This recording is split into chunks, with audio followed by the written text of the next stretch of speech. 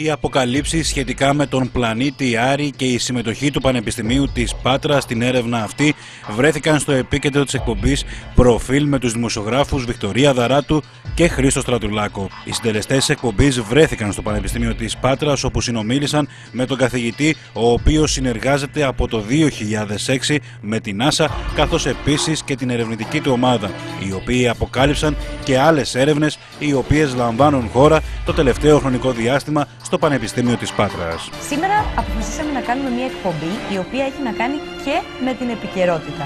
Γιατί σίγουρα όταν μιλήσουμε σε κάποιον για τον Άρη, θα καταλάβει ότι είναι ένα θέμα. Όχι. Θα καταλάβει ότι είναι ένα θέμα το οποίο έχει συζητηθεί πολύ τον τελευταίο καιρό. Έχεις πάει στο διάστημα? Όχι, αλλά. Πάμε σιγά σιγά να δούμε τι μυστικά υπάρχουν εκεί πάνω. Πολύ δεν τα ξέρουμε. Σίγουρα δεν τα ξέρουμε, αλλά νομίζω ότι έχει έρθει η ώρα να τα δούμε και να τα μάθουμε. Λοιπόν, για αυτόν τον λόγο ήρθαμε στο Πανεπιστήμιο της Πάτρας, προκειμένου να ανακαλύψουμε κάποια από τα μυστικά του διαστήματος, τι ακριβώς συμβαίνει εκεί, τι ανακαλύψεις κάνει η NASA τώρα τελευταία, με έναν άνθρωπο που ξέρει. Και ποιος βοηθάει την NASA, γιατί εμείς είμαστε εδώ στο εργαστήριο βιοχημίας, το οποίο ο κύριος Γεωργίου είναι αυτός που δίνει πληροφορίες στην NASA. Πάμε λοιπόν να το γνωρίσουμε. Για πάμε σε αυτό.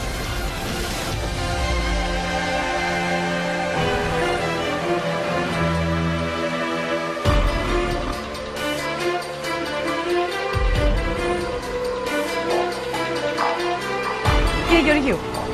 Σας καλώς ήρθατε και σας ευχαριστούμε που μας δίνετε τη δυνατότητα να σας δείξουμε τις δραστηριότητες του εργαστηρίου. Νομίζω ότι έχουμε πολλά να πούμε. Ελπίζω και εγώ να σας ευχαριστήσω. Ο πλανήτης Άρης είναι, ας το πούμε, ο πιο κοντινός πλανήτης στη Γη, προσβάσιμος δηλαδή, και με δυνατότητες αρκετές πιθανότητες για να εντοπίσουμε ζωή αν υπήρξε εκεί. Και ο λόγος είναι διότι ο Άρης, όπως και η Γη, ακολούθησαν παράλληλη πορεία εξέλιξης. Δηλαδή ξεκίνησαν περίπου τον ίδιο χρόνο, πριν 4 δισεκατομμύρια χρόνια. Ξεκίνησαν με τις ίδιες συνθήκες ατμοσφαιρικές εκείνη την εποχή, στην προϊστορική τους εποχή τους, και η εμφάνιση της ζωής που έγινε στη Γη 1 δισεκατομμύριο χρόνια μετά την δημιουργία της, θεωρούμε ότι κάτι ανάλογο θα συνέβη και στον Άρη. Υπάρχουν διάφορες θεωρίες. Υπάρχουν θεωρίες που λένε ότι μπορεί να ξεκίνησε παράλληλα η εμφάνιση ζωής και στον Άρη και στη Γη. Επίσης είναι σημαντικό να ξέρουμε τι θα συμβεί στη Γη μετά από μερικά δισεκατομμύρια χρόνια.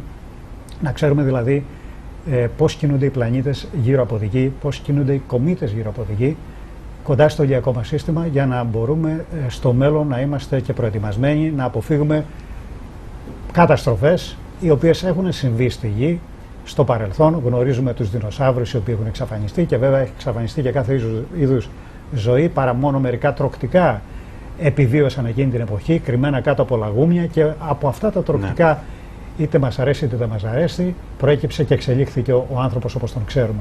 Λοιπόν, καλό είναι λοιπόν να ξέρουμε τι γίνεται γύρω μας για να προστατευτούμε σαν ανθρώπινο είδος, και βέβαια είναι πάρα πολύ σημαντικό να απαντήσουμε στο ερώτημα εάν υπάρχει ζωή ή όχι. Θέλω να μάθω πώς είναι να δουλεύει κάποιος δίπλα σε έναν άνθρωπο και να παίρνει από αυτόν πράγματα, ο ίδιος όταν ταυτόχρονα μιλάει και με την NASA.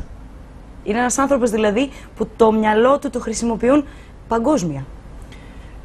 Πέρα από το γεγονός της NASA, είναι πάρα πολύ σημαντικό για οποιοδήποτε μεταπτυχιακό φοιτητή, πόσο μάλλον όταν κάνει διδακτορικό, πέρα από την προσωπική προσπάθεια, τη μελέτη, την αναζήτηση πληροφοριών, να έχει δίπλα του τον επιβλέποντα καθηγητή του. Είναι πάρα πολύ σημαντικό για την επίλυση απορριών, για την αναζήτηση νέων πληροφοριών. Είναι πολύ σημαντικό ο καθηγητής σου να είναι δίπλα σου σε όλη την προσπάθεια που κάνεις.